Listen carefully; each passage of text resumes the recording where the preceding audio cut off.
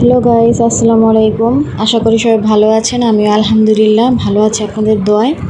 তো আজকে চলে আসলাম অনেক দিন পর একটা লং ভিডিও নিয়ে। মাঝখানে আমাদের একটু নেটের প্রবলেম ছিল, যার কারণে রেগুলার ভিডিও দিতে পারি নাই। তো আজকে থেকে ইনশাআল্লাহ ভিডিও পাবেন। তো এই তো আজকে চলে আসলাম দুপুরে রান্না নিয়ে। দুপুরে আজকে রান্না করেছিলাম ছোট মাছের চচ্চড়ি। তো প্রথমে পেঁয়াজ কুচি, টমেটো কুচি, মরিচ কুচি দিয়ে 1 চামচ লবণ, 1 চামচ হলুদের গুঁড়ো, 2 চামচ মরিচের গুঁড়ো দিয়ে ভালো করে মেখে তারপরে মাছগুলো দিয়ে পরিমাণ মতো পানি দিয়ে দিলাম। পাশের চুলায় এখন আমি রান্না করব মূলা তরকারি। তো শীতকাল তো প্রায় চলেই আসছে। মূলা কে পছন্দ করেন কমেন্ট করে অবশ্যই জানাবেন। তো আজকের মূলাটা আমি একটু অন্যরকমভাবে রান্না করব, শিং মাছ দিয়ে।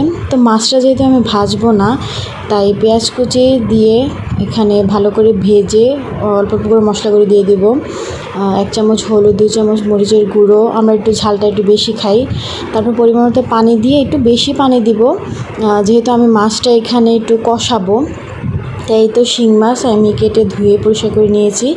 তো এখানে আমি মাছগুলো দিয়ে চুলাটা একবারে লো আঁচে দিয়ে আমি এখন ঢাকনা দিয়ে ঢেকে রেখে দেবো, যেন মাছটার ভিতরে ঝোলটা সুন্দরভাবে ঢুকে মাছের যেন ফ্লেভারটা চলে আসে। আর এদিকে এই তো আমার চচ্চড়ির যে বলক চলে আসছে, এতে এখানে শিং মাছটা হয়ে গেছে। এখন আমি মশলাটা রেখে অল্প অল্প করে মাছগুলো তুলে নিব আস্তে আস্তে, যেন মাছটা যেন ভেঙে না যায়, যেহেতু মাছটা ভাজা নাই, নরম।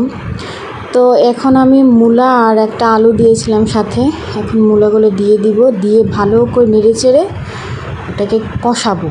ভালো করে কষাইলে তাইলে মূলার যে একটা গন্ধ থাকে, একটা ফ্লেভার থাকে, যেটার জন্য অনেকে পছন্দ করে না, সেটাও আপনার চলে যাবে। তাই ভালো করে একটু কষাতে হবে। তো এই তো পাশের চুলায় চচ্চড়িটা হচ্ছে, আর এদিকে আমার মূলাটাও কষানো হয়ে গিয়েছে। আমি মাছটা ঢেলে দিলাম। এখন আস্তে ধীরে নাড়তে হবে যেন মাছটা ভেঙে না যায়। এখন আমি ঝোল দিয়ে দিব, একটু ভালো পরিমাণে ঝোল দিতে হবে। একে তো আমরা একটু ঝোল খাই, আর হচ্ছে মূলাটাও সিদ্ধ হতে হবে। তো এই তো অনেকগুলো পরিমাণ ঝোল দিয়ে দিলাম, দিয়ে আমি এখন ঢেকে দিব। তো এই তো আপনারা সবাই কেমন আছেন কমেন্ট করে জানাবেন, কে কোত্থেকে আমার ভিডিও দেখেন জানাবেন। এই তো আস্তে আস্তে আমার রান্না হয়ে গিয়েছে, তো চচ্চড়িটা হয়ে গিয়েছে। আর এদিকে আমি ভাতটাও বসাই দিলাম, তাড়াহুড়ো রান্না ছিল। তো বাকিটা ক্লিপটা নিতে পারি নাই, আমি একটু কাজে বিজি ছিলাম। তো এই তো এই যে ভাত বাড়ছে আমার হাজব্যান্ডের জন্য, এই যে তরকারি মাছের চচ্চড়িটা দিয়ে দিলাম। এটা খেতে খুবই মজা হয়েছিল।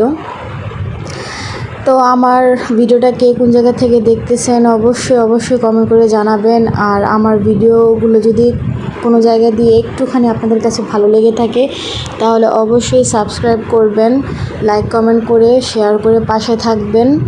আমার এই ছোট চ্যানেলটাকে অবশ্যই সবাই একটু সাপোর্ট করে পাশে থাকবেন। আল্লাহ হাফেজ, আসসালামু আলাইকুম।